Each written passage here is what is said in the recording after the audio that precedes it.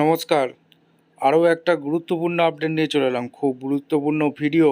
চ্যানেলে ফার্স্ট টাইমে থাকলে চ্যানেলটাকে সাবস্ক্রাইব করে বেল আইকনটা টিপে রাখতে হবে লেটেস্ট গুরুত্বপূর্ণ আপডেট পাওয়ার জন্য। স্টেপ টু স্টেপ আজকের আপডেটটি আপনাদের সামনে তুলে ধরছি। আজকে কথা বলবো যে সমস্ত চুক্তিভিত্তিক কর্মীরা আছে তাদের নিয়ে আজকে কথা বলবো।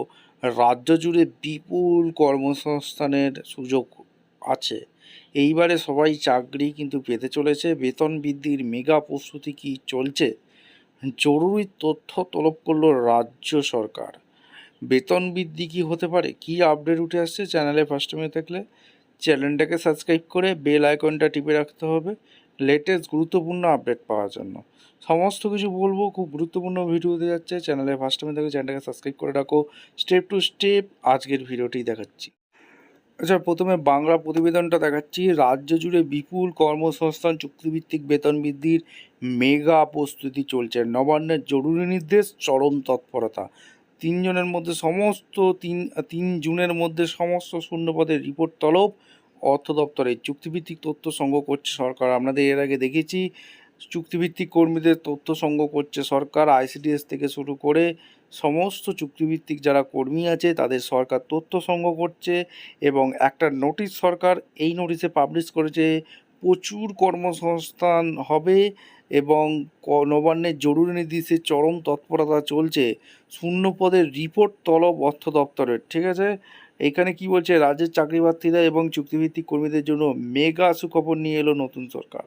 প্রশাসনিক পরিকাঠামো মজবুত করতে এবং কর্মসংস্থানের প্রতিশ্রুতি বাস্তবায়নে এবার চরম তৎপরতা শুরু হয়েছে নবান্নে। প্রশাসনিক সূত্রে খবর, একদিকে যখন চুক্তিভিত্তিক কর্মীদের দীর্ঘদিনের দাবি মেনে তাদের বেতন বৃদ্ধি ও স্থায়ীকরণের রূপরেখা তৈরি করতে বিভিন্ন দপ্তর থেকে কর্মীদের তথ্য ডেটা জোর কদমে সংগ্রহ করা হচ্ছে, ঠিক তখনই বেকার যুবকদের জন্য আরও একটি বড়সড় পদক্ষেপ নিল রাজ্য সরকার। গত 22শে মে রাজ্য সরকারের অর্থ দপ্তরের তরফ থেকে সমস্ত দপ্তরের প্রধান সচিবদের উদ্দেশ্যে একটি অত্যন্ত জরুরি আর্জেন্ট নির্দেশিকা জারি করা হয়েছে। এই নির্দেশিকায় রাজ্যের প্রশাসনিক কাজে গতি আনতে আগামী 3 জুনের মধ্যে শূন্য পদের বিস্তারিত রিপোর্ট, ভ্যাকেন্সি স্ট্যাটাস রিপোর্ট জমা দিতে বলা হয়েছে।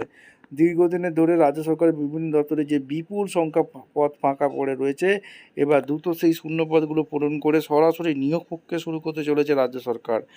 নির্দেশিকা স্পষ্ট বলা হয়েছে আগামী 3 জুনের মধ্যে এক্সেল শিটে রিপোর্ট অর্থ দপ্তরে জমা দিতে হবে। সরকারের এই জোড়া পদক্ষেপে একদিকে যেমন নতুন কর্মসংস্থানের দরজা খুলবে, তেমনি চুক্তিভিত্তিক বেতন এক ধাক্কায় অনেকটাই কিন্তু বৃদ্ধি পাবে বলে আশা করা হচ্ছে। অর্থাৎ চুক্তিভিত্তিক কর্মীদের এর আগে যে সরকার তথ্য তলব করছে আইসিডিএস থেকে শুরু করে সমস্ত দপ্তরের, আমাদের এর আগে ভিডিও করে দেখানো হয়েছিল। আর হাতে নতুন চাকরি, অর্থাৎ চুক্তিভিত্তিক কর্মীরা যদি মনে করে এই বিপুল কর্মসংস্থানে অংশগ্রহণ করবে, তারা স্থায়ী চাকরি করবে, পার্মানেন্ট চাকরি করবে সরকারি, তারাও কিন্তু পরীক্ষা দিয়ে চাকরি করতে পারে। অর্থাৎ রাজ্য সরকারের পক্ষ থেকে মেগা প্রস্তুতি শুরু হয়ে গেছে। আর কি কি রিপোর্ট উঠে আসছে আপনাদের সামনে তুলে ধরবো। এই নোটিশে বলা হয়েছে এটি পশ্চিমবঙ্গ সরকারের অর্থ অডিট দপ্তরের ফাইন্যান্স অডিট ডিপার্টমেন্ট নবান্ন থেকে জারি করে একটি অত্যন্ত গুরুত্বপূর্ণ জরুরি সরকারি চিঠি। চিঠির মেমো নম্বর এখানে দেওয়া আছে। 22শে মে 2026 এই নোটিশটা প্রকাশিত হয়েছে। চিঠির মূল বিষয়গুলো আপনাদের সামনে তুলে ধরবো। বিভিন্ন সরকারি দপ্তরে শূন্যপদ পূরণের জন্য ভ্যাকেন্সি স্ট্যাটাস রিপোর্ট জমা দেওয়ার নির্দেশ। নিচের মূল বিষয়গুলো সহজ ভাষায় বাংলায় বুঝিয়ে দিচ্ছি।